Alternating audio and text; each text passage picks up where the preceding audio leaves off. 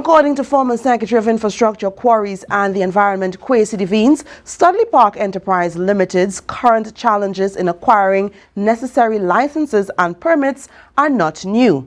He explained that during his tenure, they needed to pay royalties before being granted permits. In order to get the licenses, Candice, we had to pay up our royalties, and we had to pay back royalties as well for the years that the Division of Infrastructure at the time didn't pay, and that's just the law.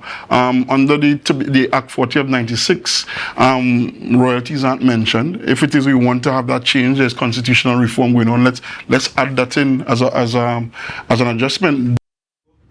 Spel owes over $4 million in royalties to the Ministry of Energy and Energy Industries, despite utterances from the current Secretary of Infrastructure, Quarries and Urban Development, Trevor James, that the THA should have more control over the operations of its state-owned mining company. Devine says the law simply does not allow for it.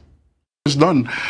So there are a lot of conversations to even have the Coast Guard involved. So to say that should we be allowed, the last I checked, we are still the Republic of Trinidad and Tobago. We are governed by the laws of Trinidad and Tobago. And as much as the Tobago House of Assembly has a THA company in the mining business, we are still subject to the laws of Trinidad and Tobago.